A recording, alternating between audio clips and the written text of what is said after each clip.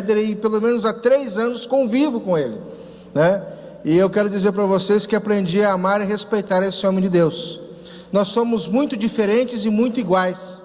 Somos diferentes por causa das nossas características, mas somos iguais porque amamos ao mesmo Deus, servimos ao mesmo Deus, estamos na mesma cidade e temos como propósito servir a Deus, servindo aos homens, servindo aos pastores, servindo a nossa cidade de Dourados. Então eu quero dizer, pastor Jéder, que eu sou muito grato a Deus pela sua vida, né? Eu quero aprender a cada dia mais com a sua vida. Você é um homem que tem batalhado pela unidade, tem batalhado de acordo com a sua força e o seu entendimento, aquilo que Deus tem colocado no seu coração. Às vezes não é tão entendido e compreendido, e às vezes nós te decepcionamos. Às vezes eu te decepciono, eu sei que às vezes eu te decepciono, e eu quero ser um homem melhor, eu quero ser uma pessoa que possa também te servir no corpo de Cristo aqui em Dourados.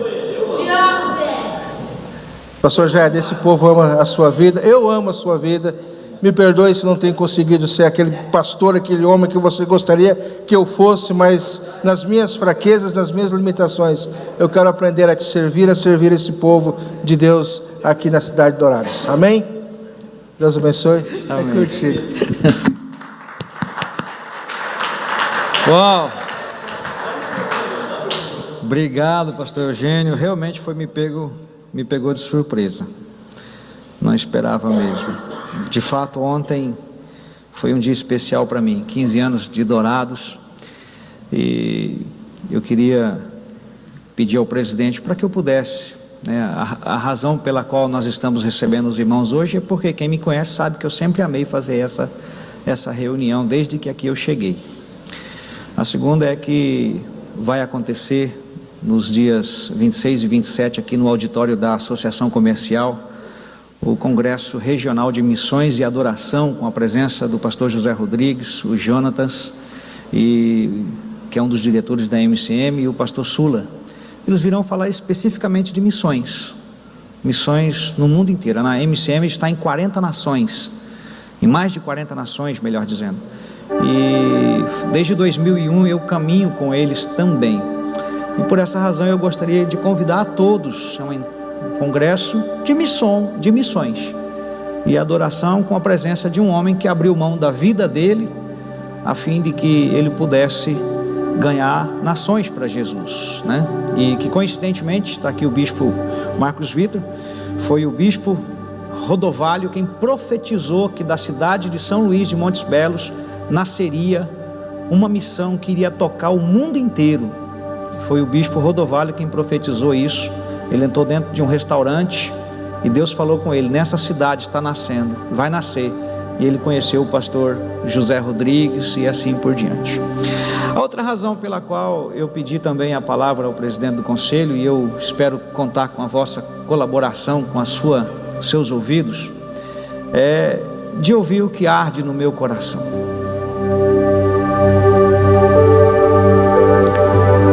Me emociona falar disso, porque eu entendo que se nós obedecermos o que Deus tem colocado para nós, essa cidade vai ser toda ela ganha para Jesus. Está escrito aqui, porque eu acredito que todos nós aqui acreditamos na Bíblia.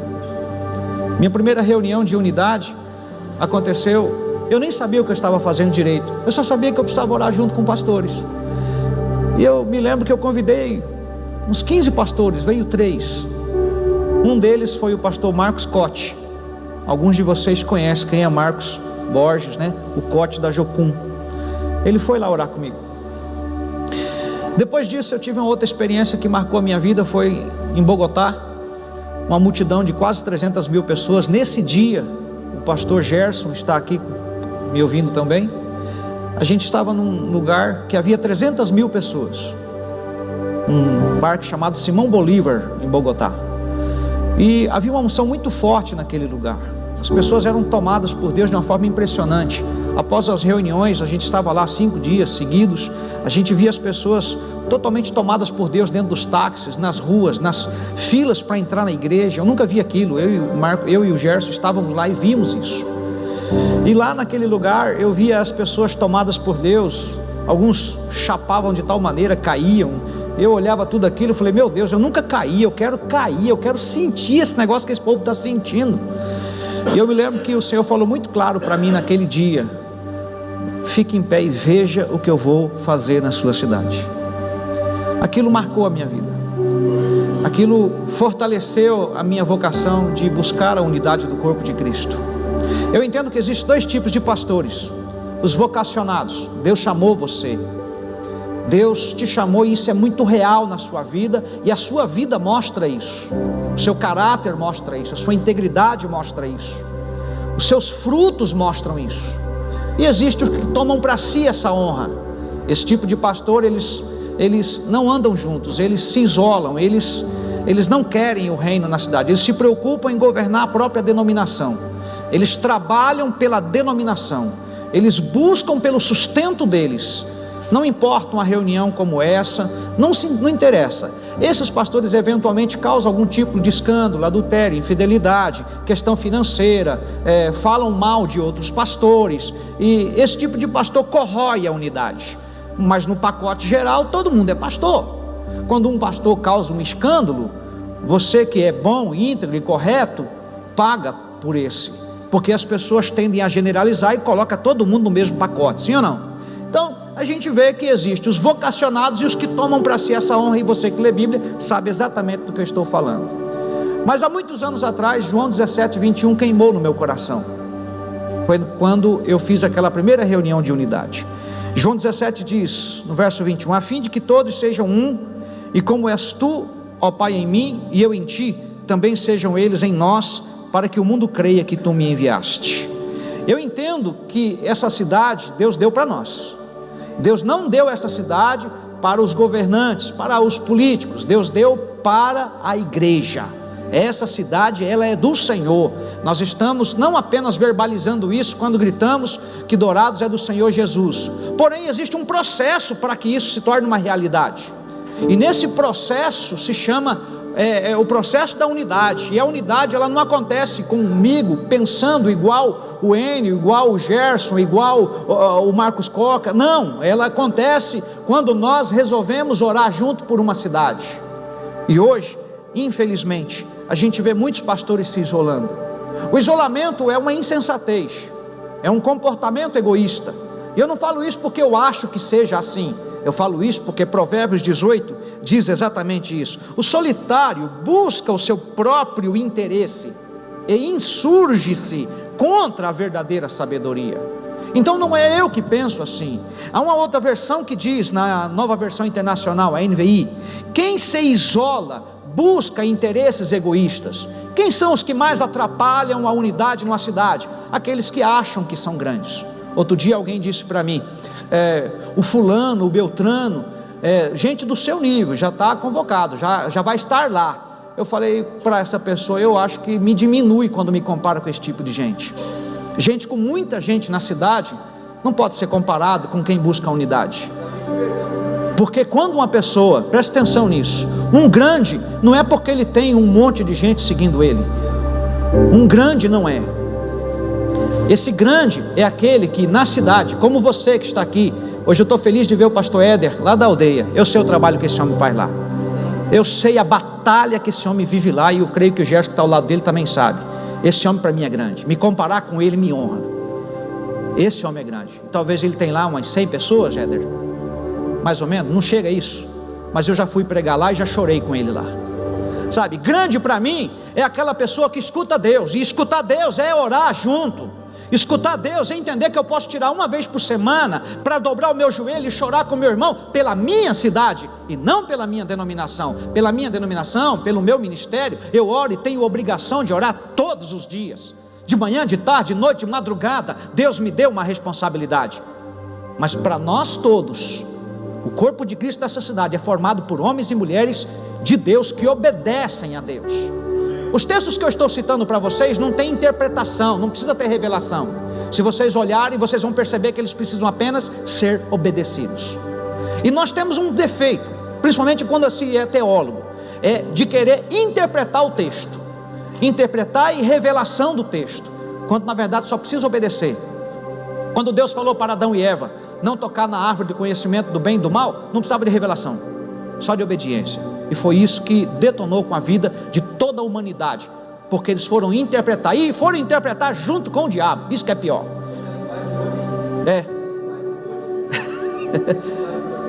Eles foram interpretar junto com o diabo a Bíblia. A Eva foi conversar com o diabo, aceitou a proposta. Não é bem assim não. E hoje tem um monte de pastor que aceita isso.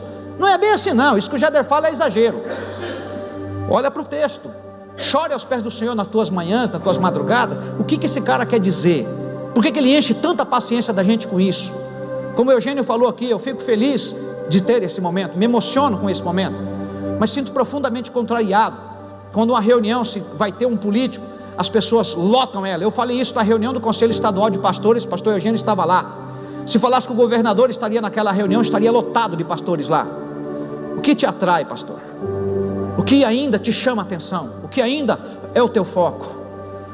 Se a unidade não for o nosso foco nessa cidade, nós não vamos ganhar essa cidade, e Deus vai pedir conta de cada um de nós. Existe um texto lá, eu coloquei outro dia no site, no grupo do Conselho de Pastores, que é Juízes 21, 25, ele termina dizendo assim: naquele tempo, quem lê esse contexto, quem é teólogo, isso precisa ser explorado culturalmente, explorado com a questão da época, mas nunca foi tão atual. Naqueles dias não havia rei em Israel, porém cada um fazia o que parecia reto aos seus olhos. Se eu faço o que é reto aos meus olhos aqui no Ouvir e Crer, Marcos Vitor na Sala Nossa Terra faz o que é reto aos olhos dele, a gente vai batalhar e cada um de nós fica pescando com aquela varinha, e a gente pesca lá 1, 2, 10, 20, 30, amém, glória a Deus, meu ministério está crescendo. Só que não é isso que Deus está olhando. Deus está olhando para o teu crescimento. Você que observa o crescimento do seu filho, você observa se ele, a índole dele, a maldade dele. Você percebe a bondade do seu filho, porque você é inteligente, você está observando o seu filho. Eu penso que Deus está observando como nós estamos crescendo. Lá em João 17 diz que Ele deu a glória dele para nós. O que estamos fazendo com a glória do Senhor? Neemias, quando foi reconstruir o muro, ele chamou uma galera muito grande, mas a Bíblia diz: os nobres não se envolveram. Os nobres da cidade, eles têm uma denominação grande, eles não se envolvem. Eles são os nobres, eles têm muita gente seguindo eles. Eu creio que você deve estar pensando: fulano, beltrano, é eles mesmos, eles não estão aqui. Eu gostaria, e eu vou, na verdade, depois de hoje, eu vou sentar nele. Por que eu estou falando isso hoje de forma tão aberta? 15 anos, eu sinto que houve um retrocesso. Não conseguimos parar para formar um grupo de 100 pastores para orar juntos. Hoje já tem 2 anos, agora esse mês de agosto, 2 anos que nós estamos orando nesse auditório. Não é a minha oração, eu estou muito feliz que quarta-feira passada eu estava lá em Goiânia, e aqui tinha uma galera legal de pastores orando. Não é a oração do Jeder, é a oração da unidade. Se Deus me levantou para isso, amém, eu estou aqui. Eu confesso para você que eu não queria ter essa responsabilidade, mas eu me lembro dela todas as vezes que eu deito. Essa noite, pensando nesse momento, eu mal dormi. Nós precisamos entender o que o Senhor está querendo dizer aqui. Nós precisamos compreender e obedecer ao que o Senhor está dizendo. Eu tenho muitos amigos aqui, eu fiz amigos nesses 15 anos.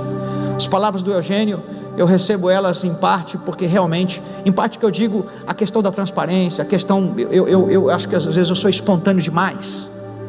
Eu falo coisas que você talvez não precise ouvir. Se nesse momento você entende que eu estou falando que você não precisa ouvir, vai me liberando o perdão, vai me compreendendo. Tenta aqui no calor da emoção.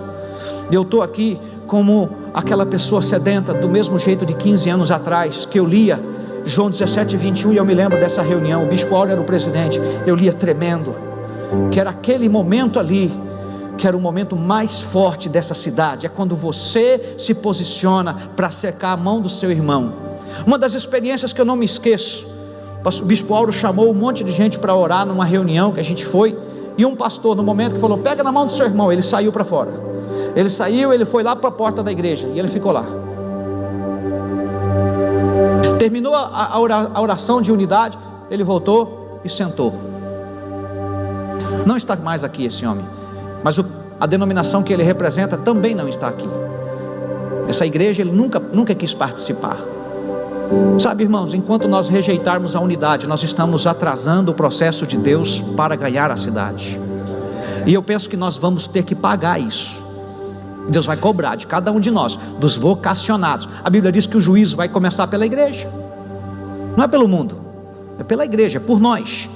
Eu olho para o texto que Jeremias 29:7: procurai a paz da cidade para onde vos fiz transportar, o lugar que você mora, que você vive, aqui, e orai por ela ao Senhor, porque na sua paz vós tereis paz. A NVI diz: busquem a prosperidade da cidade para a qual eu vos deportei, e orem ao Senhor a favor dela, porque a prosperidade de vocês depende da prosperidade dela. Essa cidade, ela só pode ser próspera se eu e você orarmos juntos. Orar juntos é orar a semana inteira junto aqui, fisicamente, não é disso que eu estou falando, é uma vez por semana, mas orar junto num propósito. Nós vamos ganhar a cidade.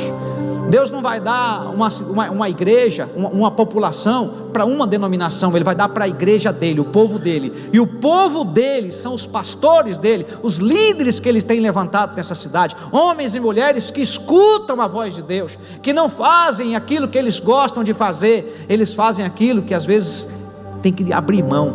Tem gente que fala: eu não vou lá não, cara, aquela reunião, lá fala de política, lá fala, tem o cara lá que roubou minha ovelha, cada conversinha boba, sabe? A gente precisa ser maduro. Estava falando com o pastor Klaus agora há pouco ali fora, a nossa infantilidade nos separa, mas é interessante que até as crianças talvez sejam mais maduras que a gente, porque eles brigam agora, na parte da tarde estão brincando de carrinho junto. Pastor não, se ele briga hoje, ele passa 50 anos brigado. Todo pastor que foi vocacionado e eu de alguma forma ofendi, magoei, eu fui atrás, que eu entendo que ele é vocacionado. Eu fui lá, ajoelhei com esse cara e pedi perdão. Pois é, até os políticos se unem, eles estão brigando, xingando um ao outro, daqui a pouco eles estão dando a mão. Há muitos anos atrás, eu não sei se o Clebes viu isso, mas a Assembleia de Deus, o Jornal de São Paulo colocou uma foto muito grande, Emerson, você deve lembrar disso. Zé Wellington e Manuel Ferreira. Escreveu assim, a página do jornal dizia assim: o que Deus não fez, a política fez. Zé Wellington e Manuel Ferreira dando as mãos. Irmão, aquele jornal era o diabo esfregando na cara dos pastores, que o que uniu eles não se unem por causa do reino, é uma briga, é uma competição. Pastor Emerson e o Clebes são assembleianos de origem, e lá tem homens muito sérios, e eu louvo a Deus por tê-los na caminhada. Eu e o Clebes já temos 10 anos de amizade. Eu fui atrás dele quando ele chegou aqui. Alguns de vocês tiveram um primeiro contato comigo quando eu cheguei aqui. O Gerson é um deles, o Coque é um deles. Sabe uma das coisas que eu acho interessante aqui? É que nesses 15 anos eu conheci muitos pastores, não estão mais aqui. Alguns caíram em adultério, alguns destruíram a própria denominação por conta de finança e de mulheres. Eles não estão mais aqui, nesses 15 anos de história. Mas quando eu posso olhar no rosto do Gerson, ele continua na caminhada, firme. Eu olho no rosto do Coca, tirando os cabelos brancos, ele é o mesmo, continua firme. Vieram outros, mas outros que deveriam estar à frente disso, porque eu vim para somar. Outros que deveriam estar à frente disso não estão mais aqui. Eles têm muita gente. Enquanto você se preocupar com o povo, é porque o povo é teu. Mas quando você se preocupa em fazer a vontade de Deus, é Ele que cuida do seu povo, através da palavra que Ele te dá. Não se espalha, não se divide. O que Deus te deu permanece com você, vai ser fiel até o fim. Mas as pessoas estão ocupadas por demais. Juízes termina dizendo isso. Cada um faz o que quer, pastor Hermes, cada um faz o que quer. Não, mas eu estou na obra. Houve um tempo na minha vida, antes dos 7 anos de tempo de história de Dourados, uma escassez impressionante. Meu Deus, se o senhor me chamou para esse negócio de igreja, de obra, sustenta pelo menos, dá o papá. Minha mulher foi missionária no Nordeste, sofreu muito na época, o pai dela era um pastor da Assembleia de Deus, e eles sofreram, como toda pessoa que vai desbravar um lugar sofre, independente da denominação. O pastor Epson lida com missionários, e as histórias que ele conta eu tenho gravadas no meu coração, do sofrimento que é onde está sendo desbravado. O pastor Fábio esteve nas montanhas do Nepal junto com o pastor Luciano, sabe da luta e da dificuldade que é para que uma igreja sobreviva naquele lugar. Mas há muitos anos atrás, eu me lembro de uma escassez de um dia de manhã, na hora do almoço, melhor dizendo. Meu filho nesse dia estava lá em São Luís, na MCM, era janeiro, todo mundo passeando, todo mundo saindo de carro para passear para uma cidade, ver parente, e nós em casa, mal tendo o que comer. Naquele dia tinha uma caixinha com 8 ovos e arroz. Eu morava num sobrado na Adelina Rigotti, mal conseguia pagar o aluguel daquele lugar. Um golzinho na garagem, que a gente pagava uma prestação, e era o que conseguia pagar a prestação. E tinha vez que o tesoureiro falava que o cheque tinha que ser predatado para comprar comida. Eu sei que naqueles dias a escassez estava certa, estava acontecendo. E eu me lembro dos 8 ovos. 8 ovos. Naquela manhã, a minha esposa, naquela tarde, naquele momento de almoço, a minha esposa foi fritar os ovos. Dos 8 ovos, 4 estavam podres. Mais que isso de miséria. A minha filha olhou aquilo e falou: papai, não tem carne? Na época me deu um nó na garganta assim, eu comi até minha esposa sempre ela fala assim: 2 para o teu pai. Sei lá se tinha, que até hoje eu não gosto daquilo. Mas o que eu quero contar é o seguinte: eu fiz uma oração nesse dia. Falei: Deus, minha esposa já sofreu, o senhor acha que ela precisa sofrer mais ainda nessa área? Ela casou, ela disse que não queria casar com bêbado e nem com pastor. Quando ela casou comigo eu era bêbado, porque eu tomava uma garrafa de vodka por dia. Eu era bêbado. Aí eu falo: você orou tanto que Deus fez de mim um pastor, então está aí você agora sofrendo com isso. E eu falei para Deus isso naquele dia: Deus, a minha esposa precisa passar por isso, a minha filha precisa passar por isso. Precisa, Deus. E eu me lembro que eu catei. Quem aqui já procurou moedas dentro de casa? Eu procurei moedas naquele dia, e eu consegui achar algumas moedas. Eu fui para o mercado para comprar o café da tarde.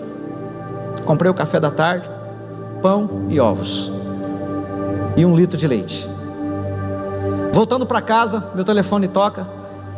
Antes do telefone tocar: Senhor, eu preciso passar por isso. Senhor, se o Senhor quiser que eu passe por isso, o Senhor me dá um comando, mas poupa minha esposa, poupa minha filha, faz alguma coisa a respeito disso. O Senhor me trouxe para essa cidade, o Senhor pode me sustentar, Senhor, está sendo muito difícil, eu não estou conseguindo pagar, o Senhor sabe, mal eu consigo pagar o aluguel do auditório, mal eu consigo pagar o aluguel dessa casa. Se o Senhor me chamou de verdade, muda a nossa história, faz alguma coisa, ou me tira disso. Eu vou trabalhar fora do ministério, se não é isso que o Senhor tem para mim. Irmãos, em 15 minutos que eu fiz essa oração, que eu cheguei em casa, toco o telefone, alguns irmãos que estão aqui comigo, o caso do Adriano já escutou essa conversa, Júnior, Marcela que está lá atrás, meu filho, era o Clarival. Clarival é um discípulo que anda comigo há uns 10 anos. Pastor, o senhor está onde? Eu falei: eu estou em tal lugar, estou em casa. A gente está indo aí, pode? Eu falei: meu Deus, mais uma briga, porque esse casal brigava na época. Na época eles brigavam, eu vou atender, né? Vamos receber, aquela coisa. Eles chegaram carregados. Clarival é forte, veio arriada, assim, muita comida assim para nós, ele e a esposa. Eu falei para minha esposa chorando, falei: lembra que eu te falei? Ele disse que vai nos sustentar. Essas são uma das poucas experiências, das muitas aliás, mas não tenho tempo para contar muitas. Eu só estou dizendo que Deus tem me sustentado, e hoje eu sou um homem próspero. Naquela época eu já era próspero. O que diga ser próspero, irmão? É ser rico? Não tem falta de nada. Não tem falta de nada. Ser próspero é depender dele, e a gente depende dele. Todas as vezes que veio propostas para eu sair desse contexto, e veio 2 naquela época, 2. A primeira delas foi para ir para a Igreja do Evangelho Quadrangular, lá em Curitiba. Pastor Luiz Carlos Alves, ele é autor de um livro que está escrito ali: O Pastor e Líder que a Igreja Precisa. Eu fui pregar lá, ele gostou muito daquilo, e disse que a igreja me amou. Ele falou: cara, eu preciso de um cara que nem você aqui, vem para cá. E eu me lembro que ele me ofereceu uma grana legal, irmãos. Eu não ganhava 10% aqui. Eu falei: meu pai. Aí eu e minha esposa conversando: e aí, vamos voltar para Curitiba? Tudo que você quer, né? Sua mãe, seus irmãos estão lá. Ela falou assim: vamos orar. Aí Deus fez uma pergunta para mim: você vai pelo dinheiro ou porque você quer fazer a obra? Eu falei: os 2. Mas a questão do dinheiro começou a me incomodar, e começou a incomodar a minha esposa. E quando você não ouve o Espírito Santo, trata de ouvir sua esposa, irmãos. Ela se posicionou contra. Quem teria vontade de ir para lá não era ela? Eu tive que escutar isso. Ela: amor, nós não vamos não. Sair daqui por causa da situação difícil que nós estamos vivendo? Vamos não. Vamos ficar aqui.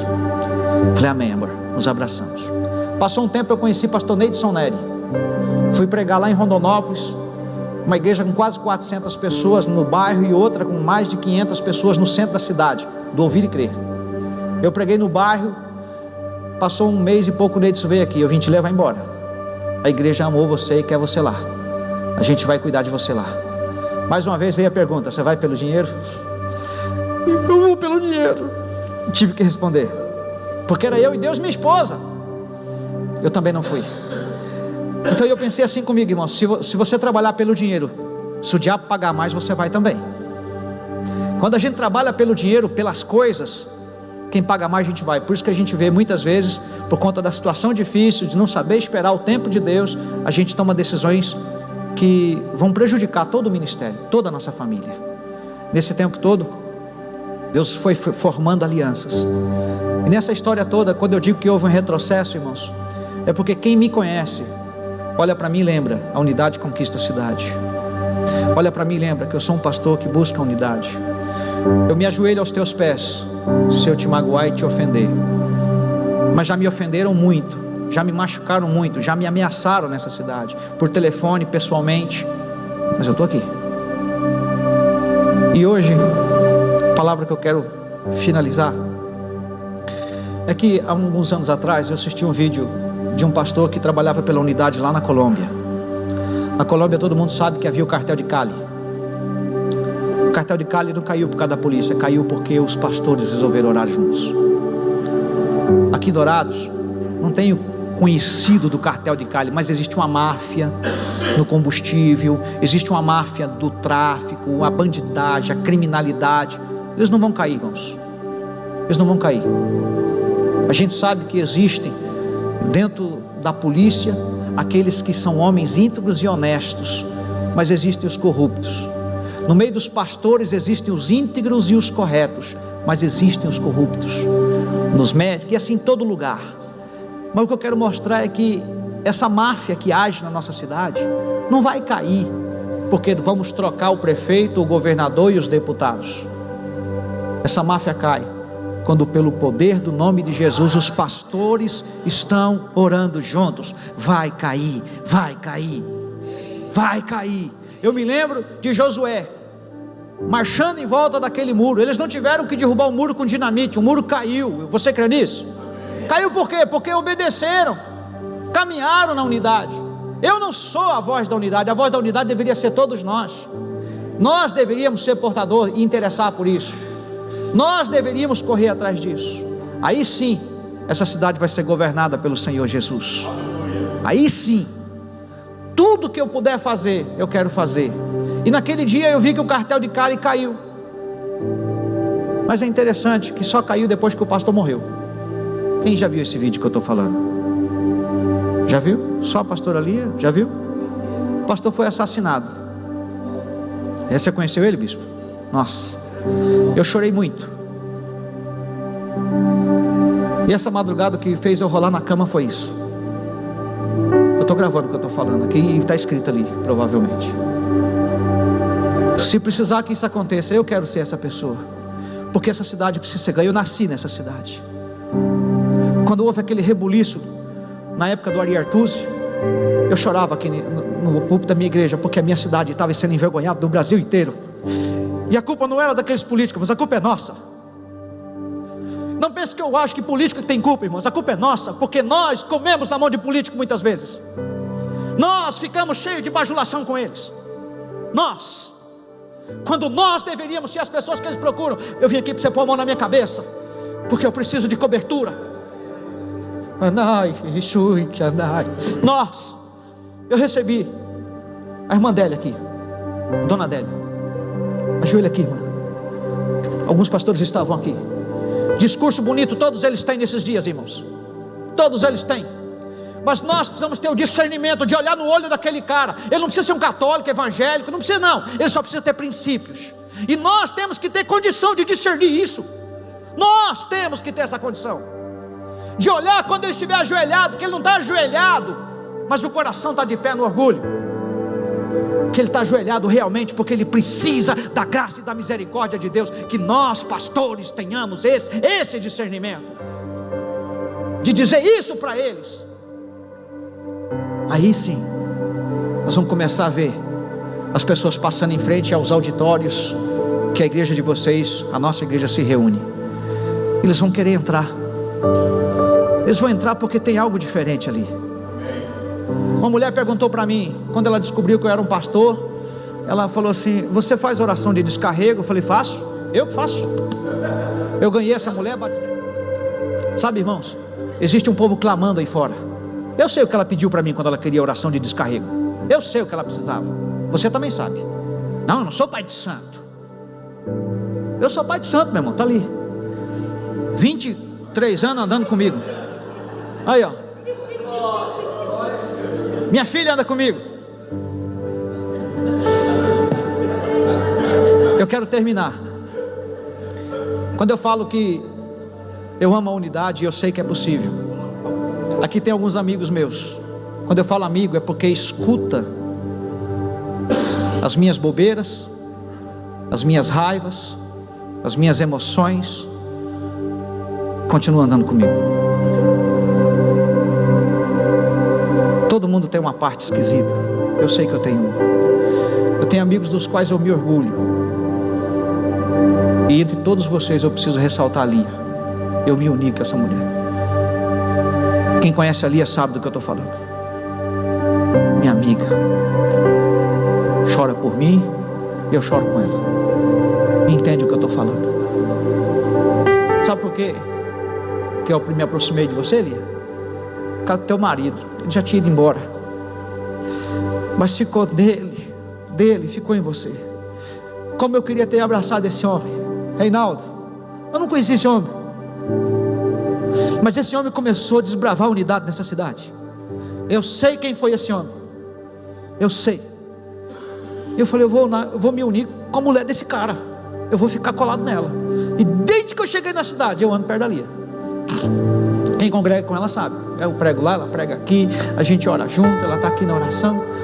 Porque eu me lembro que o Reinaldo começou a batalhar a unidade pela cidade. Os pastores mais antigos sabem exatamente do que eu estou falando. E alguns talvez aqui sejam frutos dele. E ele tem muito fruto espalhado por essa cidade. Muito fruto. Reinaldo foi um pastor de unidade. Sabe, irmãos, eu quero ser um pastor. Todos os pastores que eu procurei, que eu estive junto, alguns que eu tenho amizade aqui, eu fui lá visitar. Eu chamei para um almoço, fui para um café, fui na casa, fui lá estender a mão. Falei: que bom que você está chegando. Quando o Facinho foi abrir a igreja Leão de Judá, lá do lado da minha, eu fui lá: cara, que bom que você está aqui, nós vamos ganhar esse bairro para Jesus. Os pastores que se isolam, os grandes da cidade, você sabe quem é, deles que eu estou falando também. Se isolam, são gentlemen. Se a gente chega perto deles, me amam, me respeitam e me tratam bem. Eu não estou desrespeitando eles aqui agora. Eu estou falando um pecado que eu acho que eles cometem. Porque quando você acha que é grande, você na verdade é o mais pequeno de todos. Na verdade isso não te glorifica, isso te humilha. Isso é ruim para você. Mas quando você é pequeno e você se apresenta no meio dos grandes, os grandes são os pequenos e os pequenos são os grandes. Como eu citei o Éder aqui. Mas cada um de nós, a gente só é grande. O bispo é pastor de 4 igrejas, tem 4 líderes, 4 ou 5 já que tem, né? 6 Sara na nossa terra. A gente anda junto. Tem tempo para vir.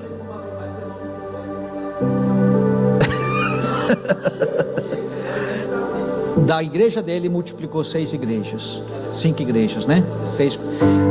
Irmãos, eu queria nesse tempo que eu completo 15 anos, foi ontem, a minha voz, eu queria que você se unisse comigo. Nós vamos ganhar essa cidade para Jesus. Deus tem me dado algumas pessoas leais. Um dos mais recentes, que chegou assim, parece que chegou para valer, o Marco Antônio está ali. Está aqui na cidade há tanto tempo, tem uma história. Meu irmão, eu e meu irmão, a gente procura honrar o nome do nosso Pai.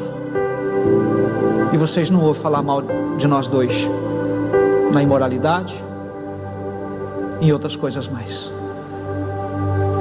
Sabe, a gente quer ganhar essa cidade com vocês.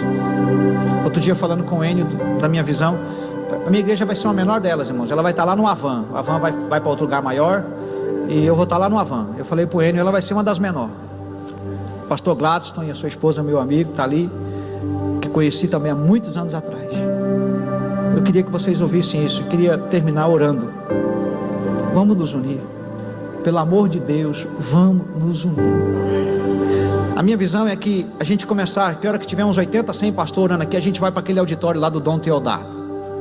Aí você leva o teu povo, eu levo o meu povo, o Gladys leva o povo dele, o Fábio leva o povo dele, a gente está lá no mover de oração. Daqui a pouco a gente está naquele douradão, 50 mil pessoas orando, não vai ter uma estrela gospel lá, vai ter os pastores da cidade orando.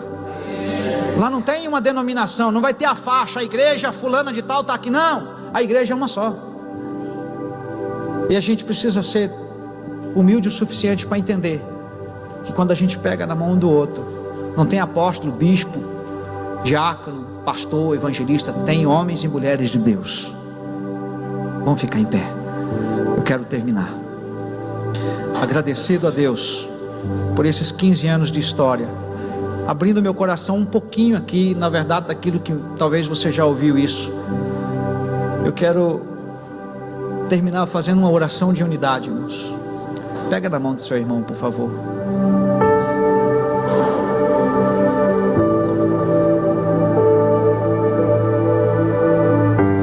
Se você puder começar a orar. Se você quiser pedir perdão para Deus, se você entende que o que eu estou falando é de Deus, por favor. Por favor, meu Pai. Por favor, papai.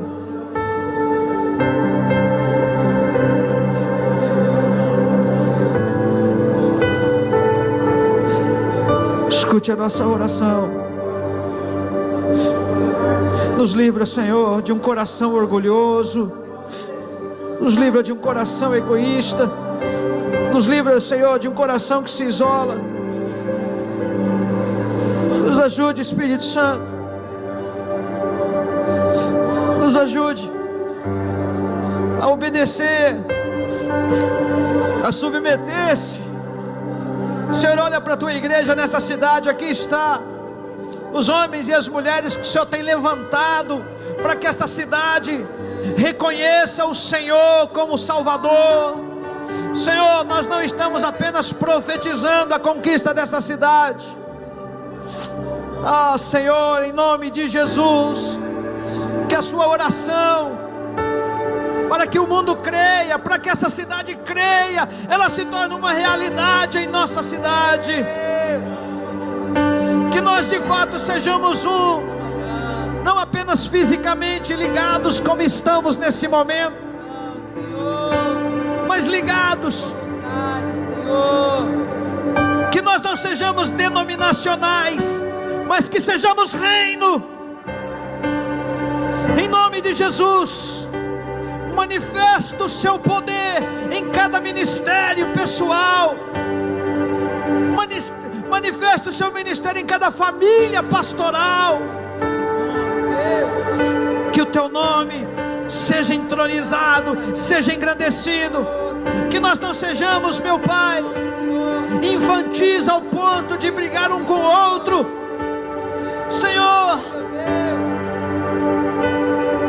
que possamos amar assim como o Senhor tem nos amado. Em nome de Jesus, nos livra de falar mal um do outro, e nos perdoe a imprudência de falar mal um do outro. Em nome do Senhor Jesus, em nome do Senhor Jesus, nós te exaltamos, porque o Senhor é Rei, o Senhor é Deus, o Senhor está entronizado em nosso meio. Nós cremos na manifestação poderosa do Senhor nessa cidade, através da unidade do teu povo, dos teus líderes, dos teus servos. Em nome de Jesus, amém. Eu sei que tu me sondas, sei que também tu me conheces. Se me assento ou me levanto,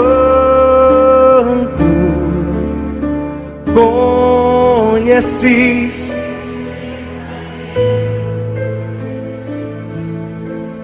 Quer deitado ou quer andando, sabes todos os meus passos, e antes que haja em mim palavras, sei que em tudo me conhece.